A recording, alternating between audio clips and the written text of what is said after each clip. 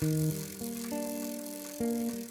you think back to like your last summer before you like had to work or become an adult, and when like it was like just like those dog days of summer, it was super long and you just were like existing, I feel like I get a tiny taste of that feeling again in the summer, biking home at night. That's why I like it.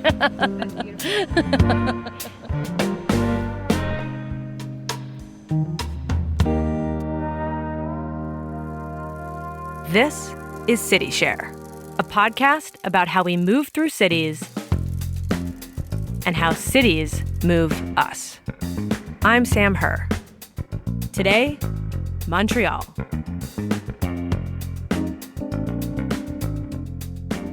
Montreal is such an inviting city. It's unpretentious. It's both gritty and beautiful.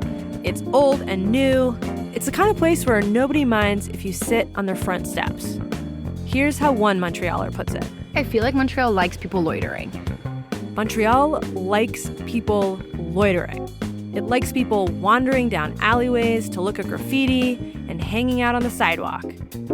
Today, we'll be wandering with our local guides, Sarah and Dana. That's great. Better and better. Actually, I think my friend's here now.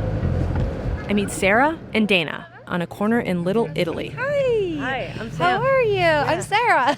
Sarah's a teacher. She's lived here for 5 years. I was ushering my students out the door. They're like, can we stay longer? I'm like, get out of here!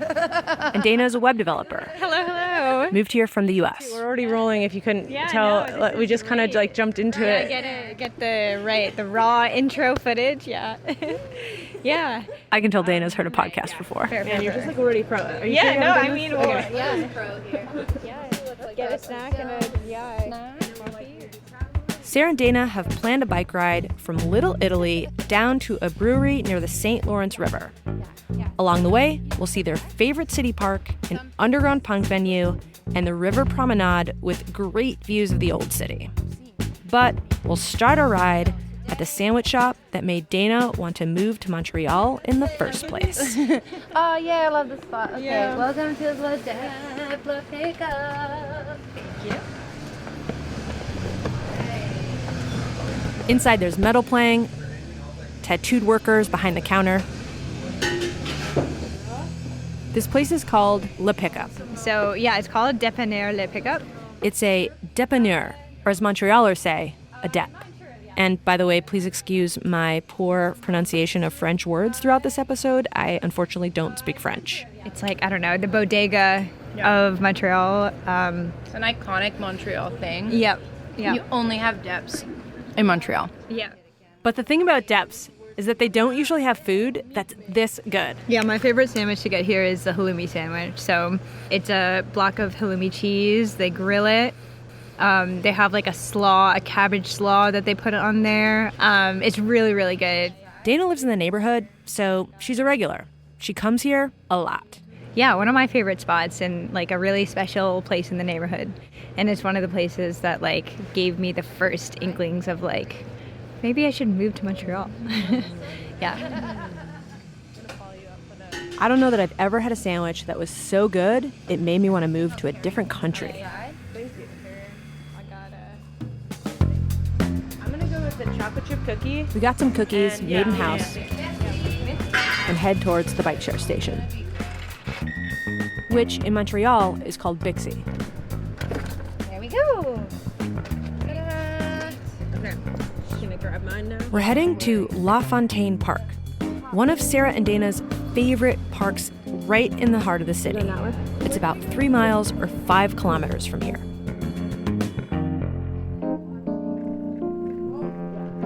We hop on our bikes and ride through Little Italy. The streets are quiet and green. Lots of bike paths around here. We'll see there'll be tons of people biking around. It's a hot day. It's sunny. We're all in short sleeves. We turn onto Rue Saint-Urbain, and there's a nice bike path protected by parked cars.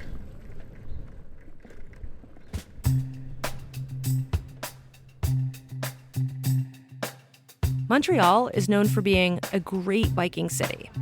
In 2025, it was ranked the 14th best biking city in the world, although recently, Montrealers have been fighting to keep it that way. Montreal was also one of the first cities to experiment with bike share in North America. The first Bixi stations popped up way back in 2009. Trailblazers! Over the years, Montreal has been steadily building out their bike path network, including an elevated bike path along a train track. This would be a good spot because I was like, yeah, I'll have my first date with Dee Dee. And as we get onto this trail, Sarah tells me over her shoulder that this is where she had her first date with her partner, Dee Dee. We just happened to be like living near each other, and we were like, oh, let's just go for a walk. And so we walked all along. Sarah and Dee Dee found a gap in the fence and walked along the train tracks because Dee Dee told her, don't worry, trains don't really run here anymore. Discontinued. And then as soon as we were done our date, a train went by and we were like, no. And Dee Dee texted me and said, oh my goodness, like I endangered our lives on our first date. That's hilarious. 5 years later, Sarah and Dee Dee are still together. 5 years later,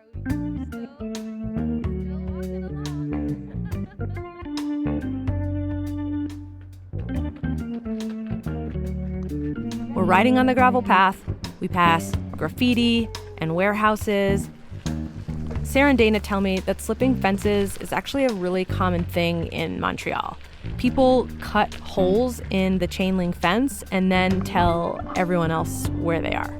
I feel like most people have like chats where we know it'll be like, oh, it's cut here, it's cut there, and like you're always keeping an eye out for like where the chain link fence is open because it's so much easier. It like saves you like 20 minutes for sure. We get closer to an overpass from the highway, and there's a little skate park underneath. There's a guy skating alone doing tricks. We're in a bit of a no man's land.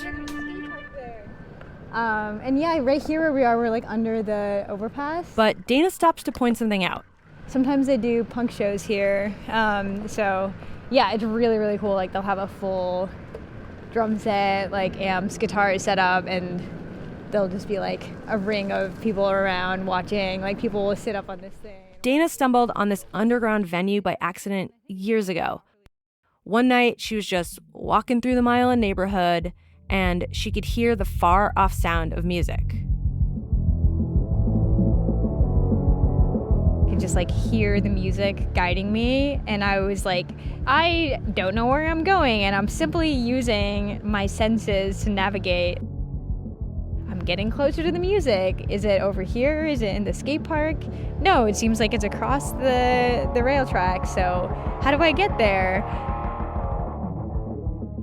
Dana might have had to do the Montreal thing and slip some fences, but eventually she found it.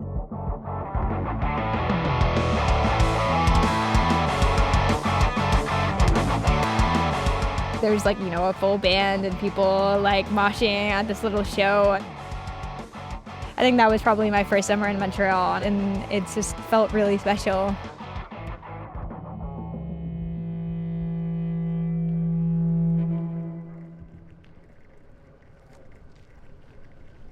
Yeah, one of the chain link spots you're talking about. We ride to the end of the gravel path, passing all of these holes in the chain link fence that I hardly noticed before. But now I'm looking at them like portals to other parts of the city, but also to an important part of real everyday Montreal life.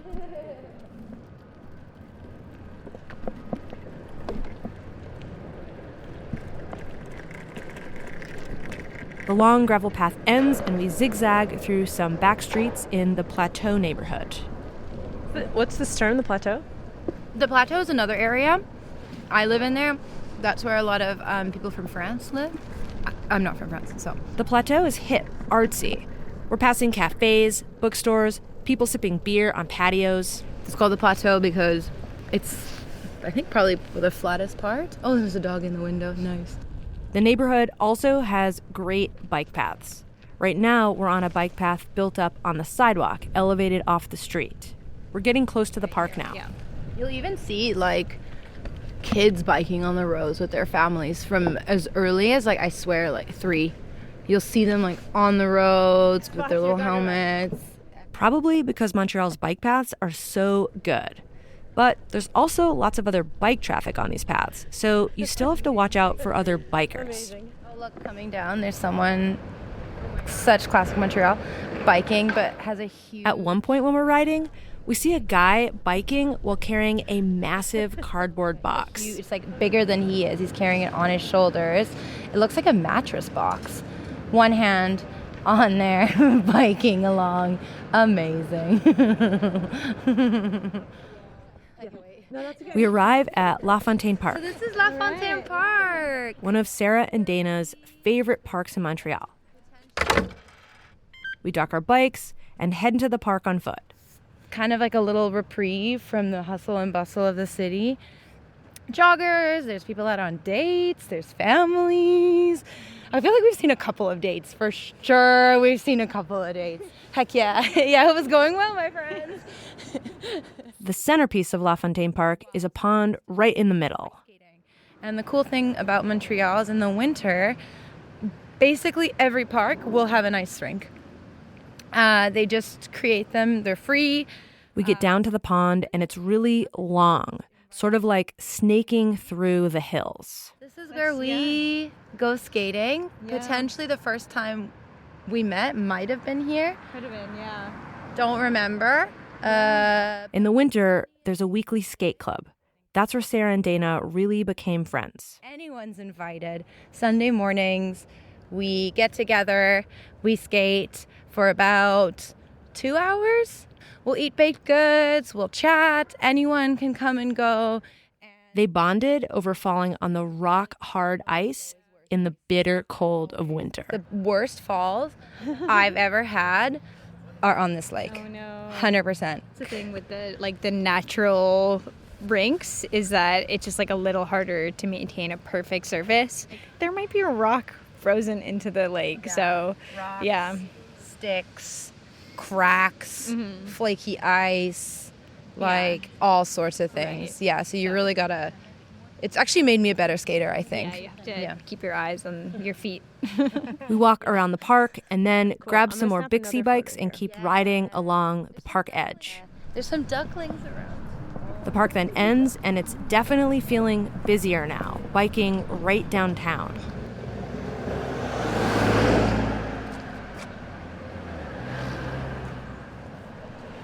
While we're riding, I notice lots of apartments have these big, steep staircases out front leading to the upper floors.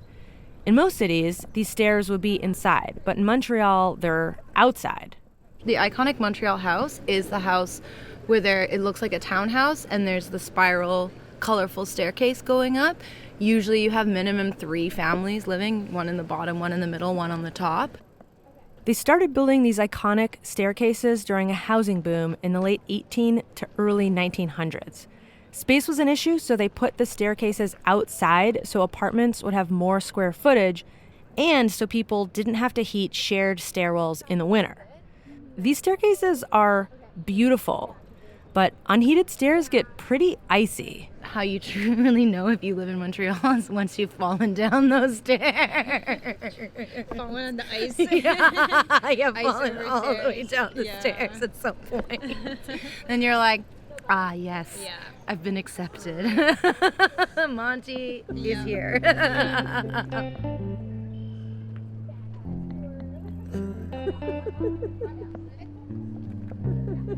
Even though we're biking on a warm spring day in Montreal, winter never seems to be that far from Sarah and Dana's minds.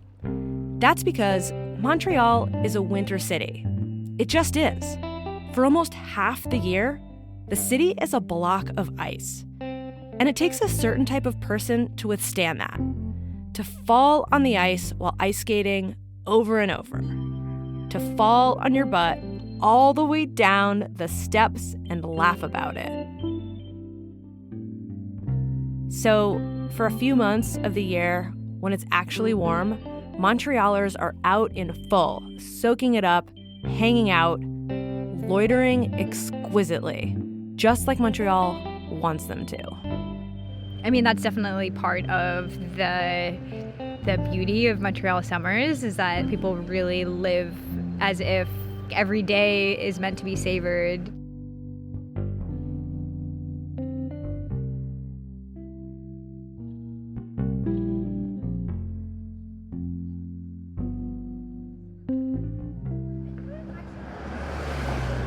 We ride down Rewberry to the Old Port, the old city down by the St. Lawrence River, and then to the river itself. Once we hit the river, there's a long promenade du Vieux-Port, that continues for as far as the eye can see along the river and along the canals. It's beautiful. The whole view just opens up here. We take the bike path all the way to the brewery.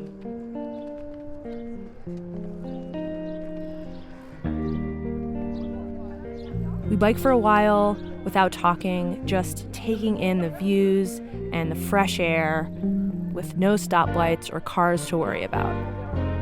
If you think back to like your last summer before you like had to work or become an adult, and when like it was like just like those dog days of summer, it was super long and you just were like existing, I feel like I get a tiny taste of that feeling again in the summer, biking home at night.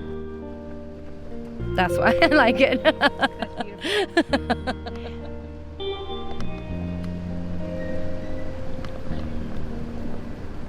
Finally, we arrive at Montreal Brewery, built in an old brick warehouse. Fun place to meet up, yeah. And Sarah, you've never been here? No, I've not been here. I'm excited. Ooh, look at this. Grab some beers and sandwiches inside and head out back to the lively beer garden to enjoy them together. Definitely a lot of people are biking and coming here and throughout.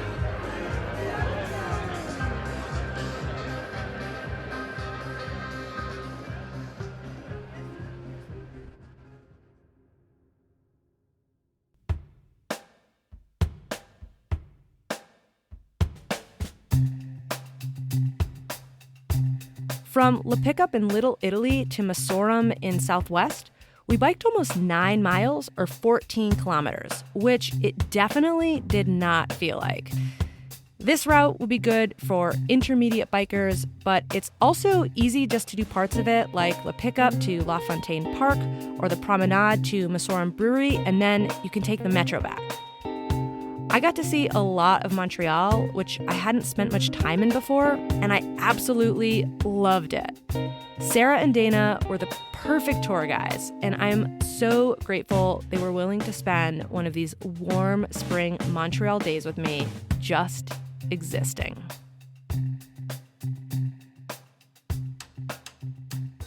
In the next episode, we'll be in Tucson with David. We're going to find the best Sonoran hot dog. This is so good. And learn how to navigate the back streets like a desert coyote. I mean, they're everywhere. You hear them everywhere. They navigate through the washes, through the alleys, you know. Kind of the same way I navigate the city. I'm like all over the place, you know.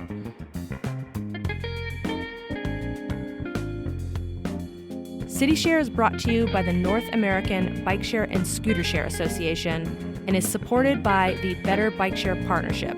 Huge thanks to Better Bike Share Partnership. They do amazing work. Another big thanks to Sun Tiki Studios in Portland, Maine, who donated the studio time and space for us to record this podcast. They are awesome. City Share is reported and produced by me, Sam Herr. I'm also the executive producer for the show. Our other producer and fact checker is Ariel Knabel. Our editor and mix engineer is Peter Lang Stanton. Our show art is by Ariel Knabel. Sound effects are from freesound.org. Music is by Blue Dot Sessions. Additional sound effects by mboscolo, Jeff Bremner, and Artie Chris. And once again, I'm your host, Sam Herr. Thanks for listening.